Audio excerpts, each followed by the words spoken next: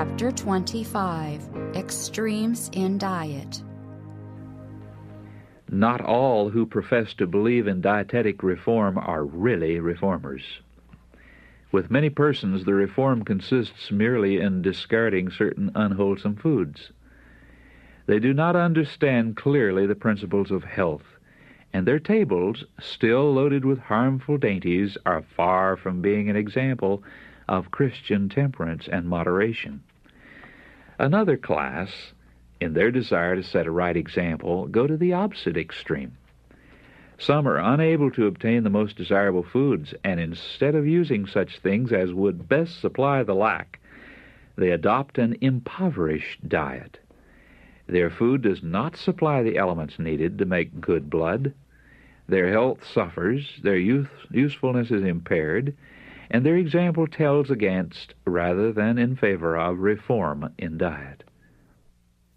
Others think that since health requires a simple diet, there needs be little care in the selection or the preparation of food.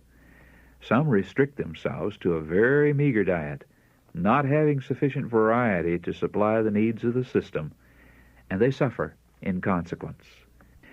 Those who have but a partial understanding of the principles of reform are often the most rigid, not only in carrying out their views themselves, but in urging them on their families and their neighbors.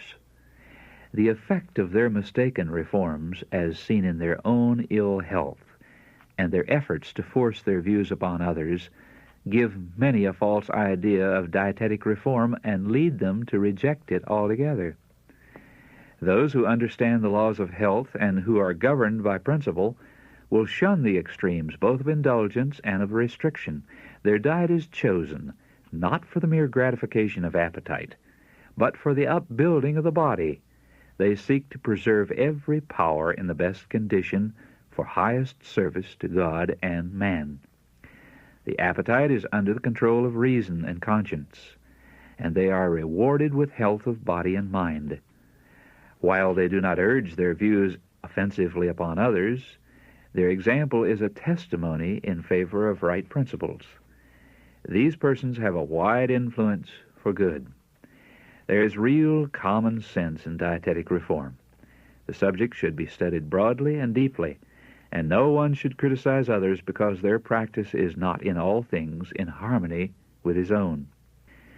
It is impossible to make an unvarying rule to regulate everyone's habits, and no one should think himself a criterion for all. Not all can eat the same things. Foods that are palatable and wholesome to one person may be distasteful and even harmful to another. Someone cannot use milk while others thrive on it. Some persons cannot digest peas and beans. Others find them wholesome. For some, the coarser grain preparations are good food, while others cannot use them. Those who live in new countries or in poverty-stricken districts where fruits and nuts are scarce should not be urged to exclude milk and eggs from their dietary. It is true that persons in full flesh and in whom the animal passions are strong need to avoid the use of stimulating foods, especially in families of children who are given to sensual habits. Eggs should not be used. But in the case of persons whose blood-making organs are feeble, especially if other foods to supply the needed elements cannot be obtained, milk and eggs should not be wholly discarded. Great care should be taken, however, to obtain milk from healthy cows and eggs from healthy fowls that are well fed and well cared for, and the eggs should be so cooked as to be most easily digested. The diet reform should be progressive. As disease in animals increases, the use of milk and eggs will become more and more unsafe. An effort should be made to supply their place with other things that are healthful and inexpensive. The people everywhere should be taught how to cook without milk and eggs so far as possible, and yet have their food wholesome and palatable. Practice of eating but 2 meals a day is generally found a benefit to health. Yet under some circumstances, persons may require a third meal. This should, however, be taken at all to be very light and a food most easily digested. Crackers, the English biscuit or zwieback, and fruit, or cereal coffee, are the foods best suited for the evening meal. Some are continually anxious lest their food, however simple and healthful, may hurt them. To these, let me say, do not think that your food will injure you. Do not think about it at all. Eat according to your best judgment, and when you have asked the Lord to bless the food for the strengthening of your body, believe that He hears your prayer, and be at rest. Because principle requires us to discard those things that irritate the stomach and impair health, we should remember that an impoverished diet produces poverty of the blood. Cases of disease most difficult to cure result from this cause.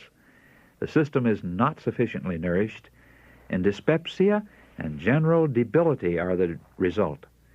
Those who use such a diet are not always compelled by poverty to do so, but they choose it through ignorance or negligence, or to carry out their erroneous ideas of reform. God is not honored when the body is neglected or abused, and is thus unfitted for His service. To care for the body by providing for it food that is relishable and strengthening is one of the first duties of the householder. It is far better to have less expensive clothing and furniture than to stint the supply of food. Some householders stint the family table in order to provide expensive entertainment for visitors. This is unwise. In the entertainment of guests, there should be greater simplicity. Let the needs of the family have first attention. Unwise economy and artificial customs often prevent the exercise of hospitality where it is needed and would be a blessing. The regular supply of food for our tables should be such that the unexpected guest can be made welcome without burdening the housewife to make extra preparation. All should learn what to eat and how to cook it. Men as well as women need to understand the simple, healthful preparation of food.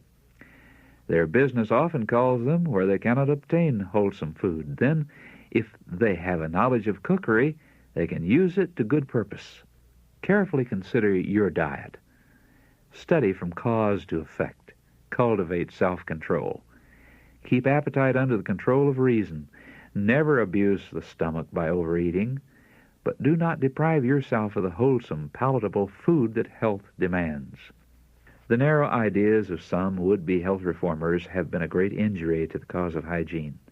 Hygienists should remember that dietetic reform will be judged to a great degree by the provision they make for their tables, and instead of taking a course that will bring discredit upon it, they should so exemplify its principles as to commend them to candid minds. There is a large class who will oppose any reform movement, however reasonable, if it places a restriction on their appetite. They consult taste instead of reason or the laws of health. By this class, all who leave the beaten track of custom and advocate reform will be accounted radical, no matter how consistent their course.